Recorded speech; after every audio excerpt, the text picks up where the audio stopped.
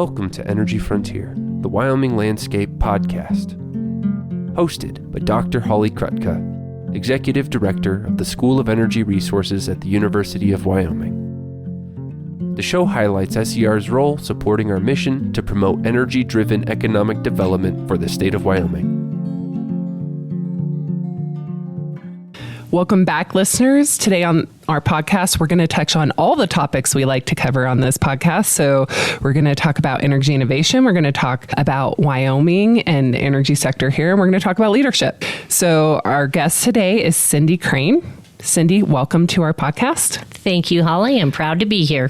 So let's start by having you tell our listeners a little bit about your background. So today you're the CEO of PacifiCorp. Let's go through your journey and start with how you initially came to work there.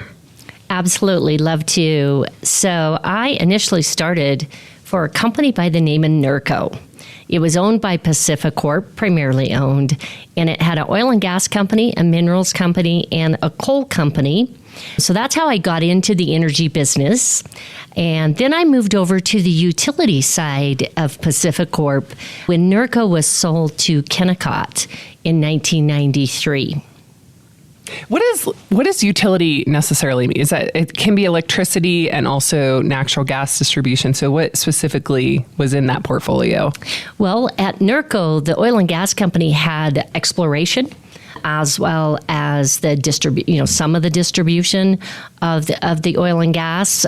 The coal company, in fact, Bridger Coal Company was one of the assets that was part of the NERCO Coal Company assets. So those were all coal mines. And the NERCO Minerals was really fascinating because they had gold mines, they had other precious mineral mines up in Yellowknife, Alaska. So it was a really good mix of components that all feed the energy value chain. Wow. And then when you switched over to the utility side, what was the focus there? What was your next role? Well, it was very interesting because it was not at all what I had been doing. So when I moved over, I actually moved over on a project, an IT project, information technology project. And that was a new customer service system. And so I was responsible for the project management, planning aspects, and then the actual deployment of that customer system. It was really intriguing because it occurred at a time when PacifiCorp was merging two systems into a new one. They were also moving to call centers as opposed to having the customer service functions in all of the local district offices. So it really touched a lot of the business, and the readiness for the business was a big challenge because it was more than just a system. They were changing the way they were doing business. That system is critical. We still have that system today. Obviously, we've been honing it, enhancing it, but that holds all of the metering data, and it's the billing system for the utility bills for our customers. So it's absolutely critical system. Wow. So did you work in any IT before? I did not. Although when I worked in NERCO, I did work for the CIO, but not specifically with the technology systems itself. So did you just had project management skills that you were able to transfer? That's correct. I think that's something we always try to make sure to bring up to our students is that these skill sets are transferable, and you just kind of have to be willing to take that leap. Absolutely. Okay, so what happened after that? Well, if that large IT project wasn't enough, I moved from that one after we were successful with it to the next big IT system project that PacifiCorp wanted to deploy. And that one was even larger and touched every part of the entire 6-state PacifiCorp business. And that was the implementation of SAP. In SAP, it was the financial system. It was also our human resources system. It was our procurement system. And it even was our field planning and work management system for our transmission distribution employees out in the field. So just an extremely broad breadth of new tools and technology for the business. There, I also had project management and deployment of the system responsibilities. Wow. So 2 different technology systems implemented. Then what happened? So then, one of the things that I learned was that you can deploy your experiences differently, right? And the next opportunity I was given was leading what Scottish Power called, it was right after the acquisition of from Scottish Power of PacifiCorp, and that was called the Major Issues Program. And the industry, I should say, was facing some changes. And Scottish Power they were strategic changes, deregulation, potential formation of regional transmission organizations, things of that magnitude. So they wanted to put a project management structure and discipline around how they were going to work their way through those projects. So, we also had a clean air initiative because that was when the EPA was just looking at the Clean Air Act and moving forward on emissions improvement and other factors. So that was really exciting because it was managing multiple strategic projects. One of them actually was also looking at the legal restructuring of PacifiCorp. Because in a deregulated world, albeit it didn't really happen in the West, except in California, we needed to be structured differently into different companies in order to be able to function from deregulation.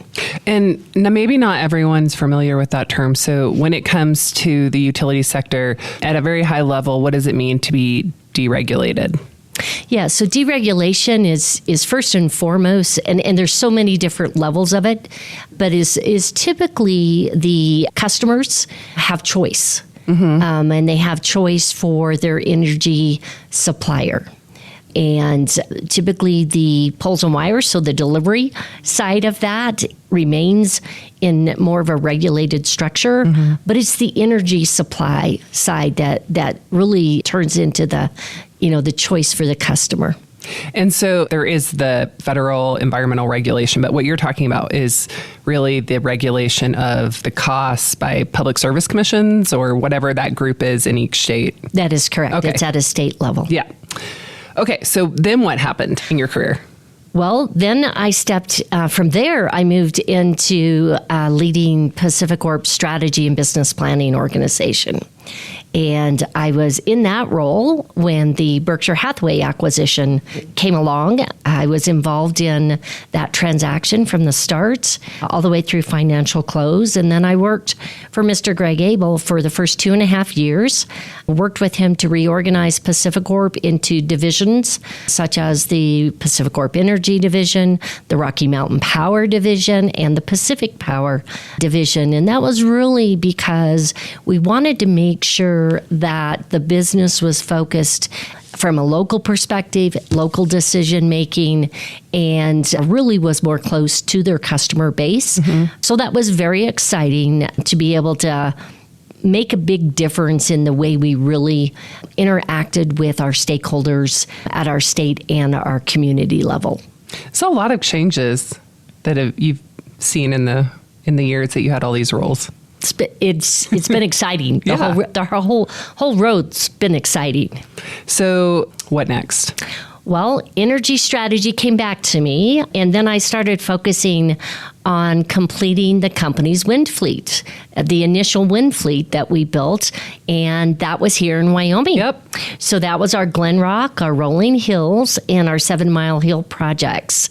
So what was exciting about that was after managing strategy, I actually went and implemented. Was responsible for actually implementing the strategy and bringing those plants online. Yeah, so that was really exciting. That is really rewarding. It wasn't just on paper for you. Correct. And then what role was that what was the name of that role? Well, I was in strategy. So for the PacifiCorp Energy Division. Okay. Got it. Okay. So you get the Wyoming wind and other energy projects online that are a part of this strategy. And then what was the next thing that you did? Well, while I was doing that and almost wrapping that up, I was afforded just a wonderful opportunity to step into and lead the company's mining and coal mining and fueling business for PacifiCorp. And that was a role where I truly experienced the heart and soul of our business and frankly of Wyoming with the coal mining side. And then after 7 years of leading that business, I got the opportunity to step in as the CEO of Rocky Mountain Power. And you served in that role until you retired from the company, and then you took a short absence, but then you came back. I did. So I retired from Rocky Mountain Power at the end of 2018. That was a personal goal of mine. And so I checked that box. To retire or to be CEO? No, to retire. To retire while I was young enough to enjoy life and frankly, spend time with my family. Yeah. Because I have worked a lot my whole career. So it was time to spend time with my husband. And I just looked back at even as the role of Rocky Mountain Power CEO, it was just a phenomenal experience. And in that role, I was really able to get close to the frontline employees and our line workers on the line side of the business and the generation side of the business. And I always prided myself on being close to the operations because I in my heart, the operations are what make the company. Right, they're the ones that keep the lights on, that generate the power, that keep the lights on, that mine the coal, and without that, we wouldn't be a power company today. Right, and so that was always very important to me. And then focusing on safety and making a difference in the organization while I was in the leadership role. So I felt like I'd achieved a lot of that, and I retired. You know, you can only play golf so long. So I was retired 18 months when I got a phone call from some energy investors in New York, and they asked if I would consider coming and running a startup company for them. And so that was right as COVID was getting started. And I thought, you know what do I want to do when I'm retired? I want to use my expertise and my knowledge, and I want to give back. And that startup company was carbon capture and storage. Mm-hmm. And I couldn't think of a better way to use all of my experience and make a difference. And the company's Enchant Energy Corporation and very much focused on decarbonizing coal facilities. And that's about not just cleaning air, but it's about preserving good paying jobs that are the anchor of their communities. And if I could do that and give back, I really saw that as a powerful thing to do with all of the experience that I had gained.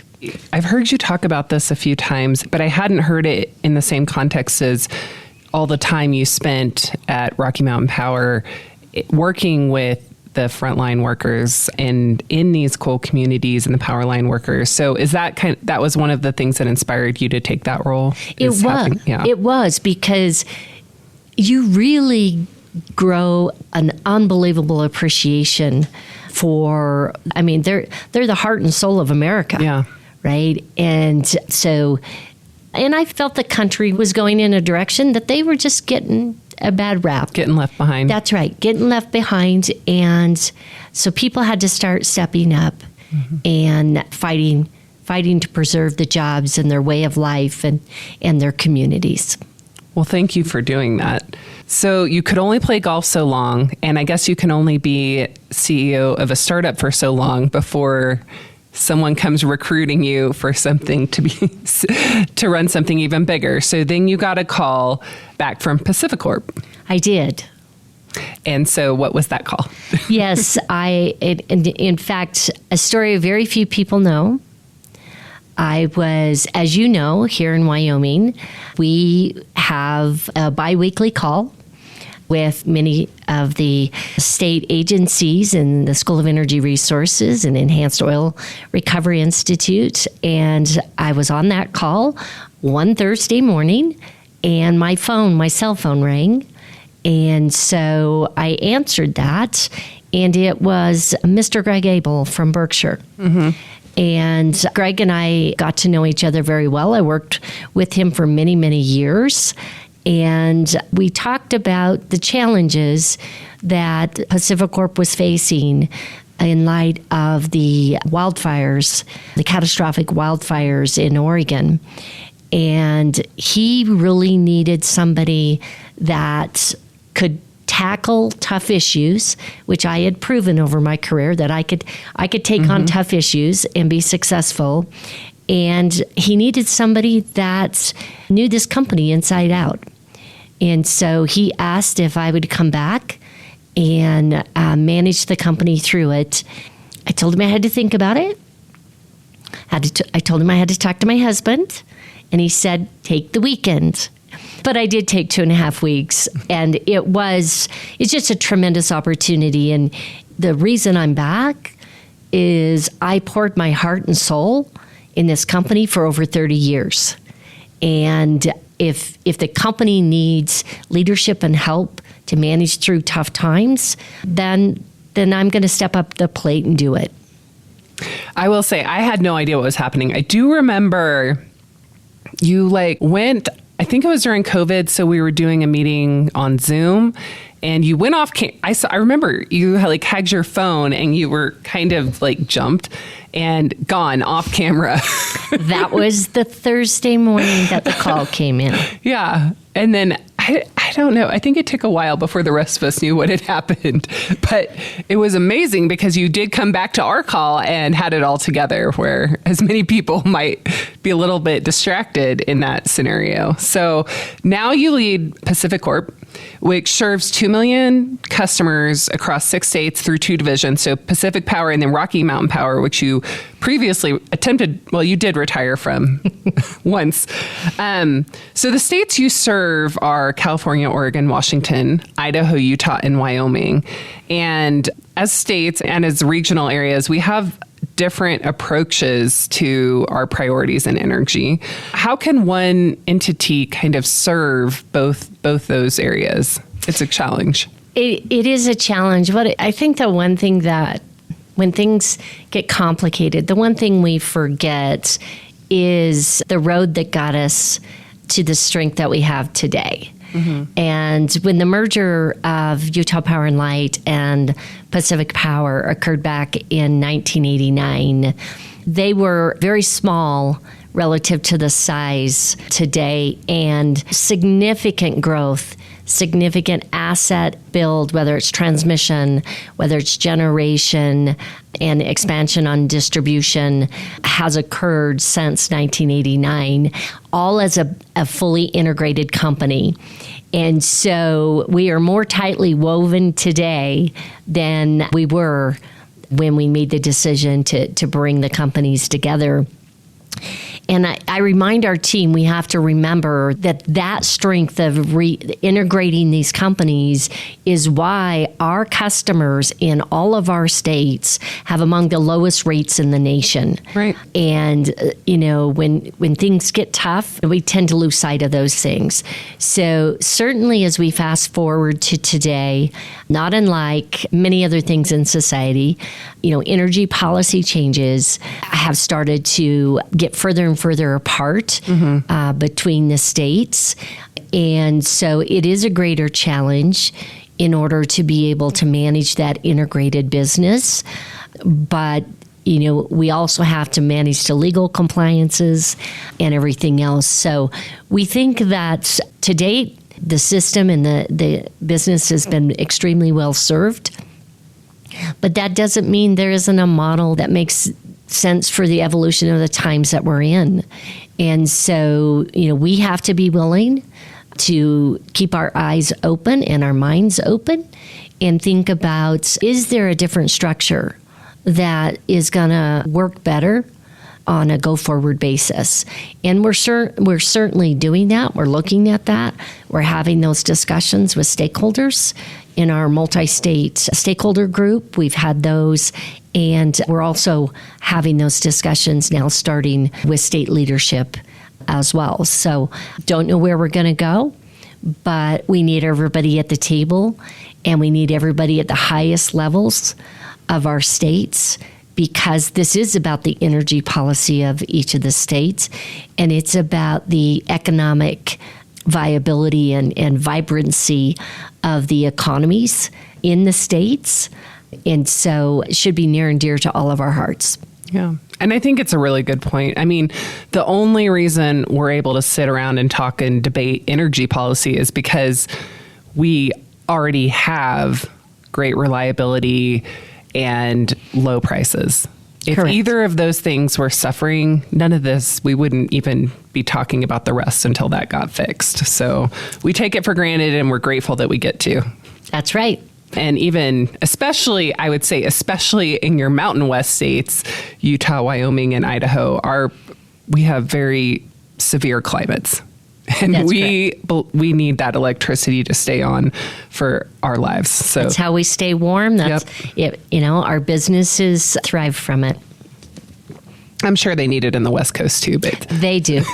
more temperate out there sometimes. So, and there's been a lot of meddling in the electric sector by different entities and different approaches. So there's just a lot of different tax credits that are out there now. Until recently, there had been declining demand. Now, that across the U.S., that's changing due to AI and data centers. For the first time in a while, we're actually seeing projections that show significant electricity demand growth. So that's a change that is absolutely worth noting. And then there's a lot of regulations that have been coming for years and years. I mean, the fact that you were around and engaged during the Clean Air Act, I mean, you've seen a lot of regulations come and go, quite frankly. Yes. There's been some changes. So there's tension in how do you manage kind of this changing environment? I mean, you already said keep your mind open. Is there any other approaches that you're taking to manage all those different changes and turbulence in this sector? Yeah, the one thing I would clarify, though, Holly, is that, yes, the amount of demand growth today is unprecedented. Mm-hmm. And I would add electrification in there as well. Right. Yeah. As a contributor to that. But, you know, in the PacifiCorp states, especially in Utah, that, you know, demand has been on a growth trajectory for the last 14, 15 years. And with that growth, you know, obviously we have had to build transmission. That supported the growth in the addition of the large wind resources that we have here in Wyoming. And I think one of the things, and the reason I remind us that there has been growth, at least within our 6-state system, is because people lose sight of the fact that there's not really much capacity left. Right. Right? That capacity has been grown into. Right. And whether it's transmission, the ability to move the power around, or whether it's the available generation that we have to serve the customer's demands.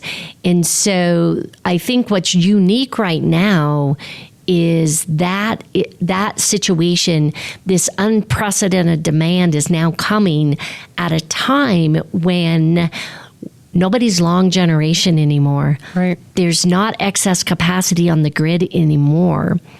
And everybody's facing those challenges, which means the entire Western markets are stressed. Mm-hmm. And so a small blip like an ice storm or a heat dome really affect and cause volatility in the markets, far more extreme than we would historically see. And that's just because of everything's tightened. So I think that exacerbates the challenges of meeting this unprecedented demand. For PacifiCorp, we always go back to managing through principles. And we're not going to build a lot of new transmission for data centers and generation for data centers on the backs of our existing customers. When there's excess capacity, growth can come onto the system and everybody benefits from it. When there's not that growth availability in the system, everything's incremental. And so we have tremendous data center demand across our system. And in fact, if we were able to supply it, we would more than double the size of PacifiCorp. And it took us 110 years to get where we are today. Wow. And so that's how huge it is. Now, one could argue that demand that is in our load interconnection queue, how real is all of it? Is it duplicated with, right. In other utilities? They're looking all over the place. Correct, yeah. Right. But it just gives you a scale, how stark of a daunting task that is. And so, one of the things that we've done is, since I stepped back in, we did reorganize internally within PacifiCorp. And one of the areas was to have one person overseeing all of the large load interconnections and bringing together, not just they want to connect to the system, but how are we actually going to get power to them? What power are we going to have to get to be able to serve them, so that we have an end-to-end view of it before customers think that they're going to be able to hit a date in 3 years or 2 years, when permitting new transmission lines can take several years to be able to do. So we're very focused on it. We are having very detailed conversations with those large load customers, trying to find out how much of it's real, but also, are they really going to ramp as fast as they're wanting to ramp? Are there other constraints that are going to come? So we've had to change some of our policies internally. We have to look at new tools, on how we are going to serve and bring customers of this magnitude on the system. It's easy to bring on a new apartment, a new subdivision, the small incremental growth. This is a more difficult situation when it's very, very large in individual large chunks. And so we're going to need some new tools to make sure that existing customers are fully protected. Great. And I think that's really important, because that is something that people worry about is, are these data centers going to come online and increase all of our costs? So it's great to hear that that's not going to be the case. That's correct. So let's narrow in on Wyoming. So 2-part question. Do you have any thoughts about kind of where the future of electricity is going in Wyoming, and what space is there for innovation as we look forward? And we will talk about TerraPower in the next question. So this is broad. Like, what's there at the top of my list on the innovation? You got to do that. But just broadly thinking about Wyoming. Well, I think Wyoming is an energy state. Wyoming, the energy in Wyoming of every kind, not just electricity, everything, serves so many parts of the U.S. And so Wyoming's an energy exporter.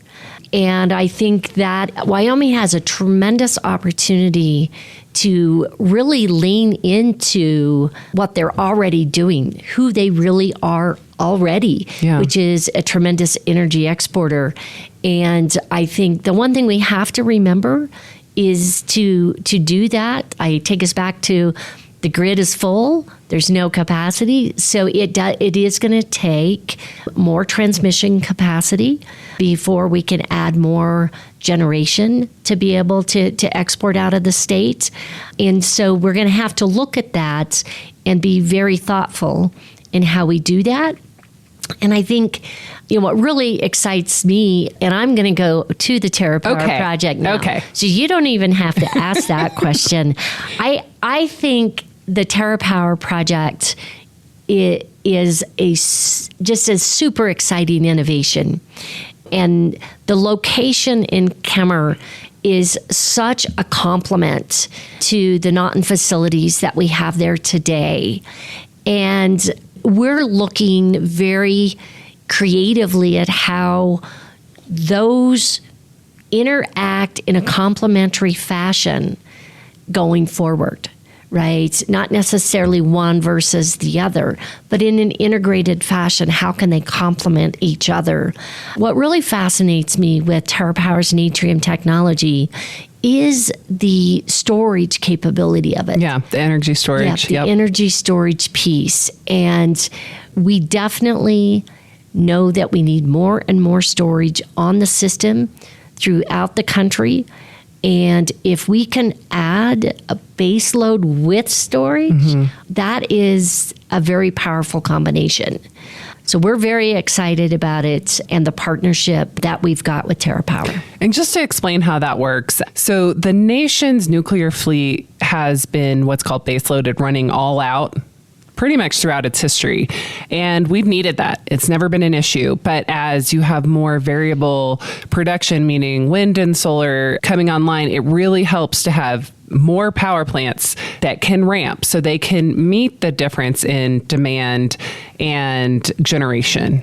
So this is the TerraPower project actually stores energy in the form of heat. Yes. And then when it needs that heat is used to create electricity. So the nuclear site kind of does run kind of steady. It does. But the heat storage allows the power plant as a whole to flex way up and down. That's correct. It really gives you a dispatchable baseload resource, right? Right. Baseload is really not in our lingo anymore, but it is very much a dispatchable clean energy resource. It's reliable and dispatchable. That's and correct. Yeah. So can you explain the partnership and kind of the business structure behind TerraPower and PacifiCorp? Like this is a first of a kind facility. It is. TerraPower is building this advanced nuclear reactor. First of all, how did that come to fruition? Whatever you can tell me. And then when does that get handed over? Well, considering it wasn't in play when I retired at the end of 2018. Sometime after that. And it was well underway or already underway when I came back in 2023. I probably can't speak as well to how it came about. But what I can speak to is the strong partnership and really what kind of partnership is that? Right? And what makes the partnership so strong and unique is that we have common goals and we both understand what we can and can't do. And I spoke a little bit about that at our groundbreaking in Kemmer. And our common goal is that as a energy provider and as a nation, we need to advance nuclear technologies. We need to advance clean energy, dispatchable resource technology. And so, we have a common goal there. And I think what's really nice is that TerraPower fully respects that we and our customers cannot pay first of a kind costs. Right. And it's not just cost, it's also risk, and it's technology risk. And they also understand that that is their side of the equation and that we and our customers cannot take technology risk either. Right. And so I think in any kind of partnership, you have to make sure you're grounded from the get-go on kind of what the rules of the game are, and where we can lean in and where we can't lean in. So we will take the power from them under a power purchase agreement structure, and they are fully aware that we can only pay what we can pay. Mm-hmm. And that gets determined in our integrated resource planning process. And, it is heavily influenced by other market alternatives. And so that will drive ultimately what we're able to pay. And so we're excited to work with them. We're excited to be able to bring the TerraPower project to Wyoming and especially to Kemmer. And Chris Levesque from TerraPower, CEO, we were in Washington, D.C. a few months back and even talked to Senator Barrasso while we were there.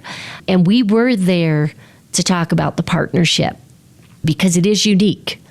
And we believe that is what differentiates the TerraPower technology is the partnership that we have formed together. And it's so important because not every project or every technology is going to have Bill Gates backing it, obviously, but it's really tough to kind of move some of these new technologies forward because for this very reason, utilities can't take that risk. And the benefit is for the nation and the utility sector as a whole. And so how can we see these partnerships spread more broadly, but minimize the cost to specific customers? Otherwise, we're not going to see a bunch of new technologies and a bunch of new options. So it is really exciting that this one is happening here.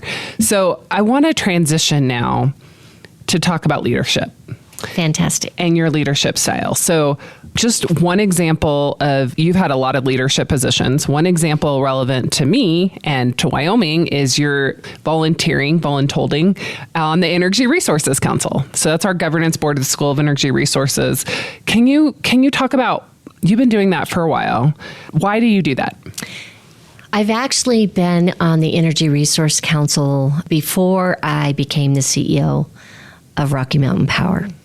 And I was asked if I'd have an interest in it, and I didn't hesitate. And it somewhat comes back to, I want to use my knowledge and experience, and I want to be able to continue to grow personally, but I also want to be able to give back. And I think the Energy Resource Council and everything that's going on in the state, and specifically also at SER, is so powerful. Why wouldn't you want to be part of it? Mm-hmm. Right. And so for me, I knew I wanted to retire early. So it was just, again, it fit my goals of the person I wanted to be and how I wanted to be involved in things. And I couldn't think of a better opportunity. So you retired from retirement, but the whole time you were volunteering. I was. Is that a good summary? I was. So how would you describe your leadership style in general? It's definitely, I've heard you say giving back several times. What else would you characterize? Yeah, I think first and foremost, I'm a pretty straightforward person. I agree with that. And I believe transparency and making sure that there's clarity is important. I also believe that a leader's responsibility is to not get distracted by the daily things or the complexity of things, and to be able to see where we need to go and be able to articulate that and have a conversation so that others understand why we're doing what we're doing. And so for me, that's kind of at the core of leadership when I think about my strongest influence. And then, to underpin that, it's about the people. Yeah. For me, it's always been about the people I worked with, and I believe I have very much a team type of leadership style. I'm a member of a team. Today, it's a team of over 5,000 employees, and I set the bar high, but I set it high for myself first, because I will roll up my sleeves, and I don't want to expect something from somebody that I don't expect from myself. I'm also happy to jump in and participate at doing anything and everything. Right. So I've never viewed my role or my position, I guess is a better way of putting it, as leadership. I've always viewed my style as leadership, not my role. Mm-hmm. And I learned an interesting lesson, if you'll let me share. Yeah. I was a very successful individual contributor early in my career. And the reason is because I could control my assignment, right? Because I wasn't relying on anybody else. And so I was able to really control my success. And then along came, it's mostly the SAP project is where it really transpired, because in that role, I had huge responsibilities and I had no direct reports. And so I was so far out of my comfort zone because I had been an individual successful contributor because I could control my stuff. And now I was dependent on everyone else for me to be successful. Mm-hmm. And I honestly struggled a little bit with that initially. And then I came to grips with it and went, wait a minute, I can be far more successful working with a broader group of people than I can ever be as an individual. And that was powerful for me because I became comfortable in who I was and how I wanted to work with people. And to be successful, you have to be able to influence in a positive way, and people have to want to work with you and do things with you. And I think, to me, that's, that doesn't matter what role you're in. And it's especially important when you, like you said, you had big responsibilities, but no direct reports. That's right. So then you really have to get people excited about what you're needing them to do. That's correct. And, I've always had passion, and, having passion and working with people is kind of infectious, and that's helpful too. But when you don't have direct reports and you need to bring people along with you and they want to be there to be successful together, you really have to let everyone play a part. Mm-hmm. And that means you have to listen more than you talk. And I've never been the expert in the room. And I am super comfortable with that because people are so smart. Mm-hmm. And when you bring them together and have them complementary skills, it's the most powerful thing that you can do. And you can tackle anything. And if you have the ability to bring people together through your leadership style, then you can do anything, and the team can do anything. It's really well said. So I have about 10 more questions that I could ask, but I think I'll just keep it simple. Is there anything that we haven't talked about that you'd like to cover? I think I've woven most of it in. I would tell you that I personally have just a huge special place in my heart for Wyoming. And so much so that my son, my daughter-in-law, and my beautiful granddaughters live in this state, and they love it. And so it keeps me grounded, and as does my husband. And so having that balance in my life has been very important to me. And what's your favorite place to visit in Wyoming? Well, of course, it has to be Rock Springs because that's where my granddaughters are. Good answer. Well, Cindy, thank you so much for everything you do for Wyoming, for the School of Energy Resources, for me, and thanks for doing our podcast. Thank you, Holly, and I appreciate your leadership as well. Thank you for listening to this episode of Energy Frontier, the Wyoming Landscape, the podcast that highlights the School of Energy Resources at the University of Wyoming. You can expect a new episode of Energy Frontier every Wednesday on Apple Podcasts, Spotify, or wherever you listen to podcasts. See you next time.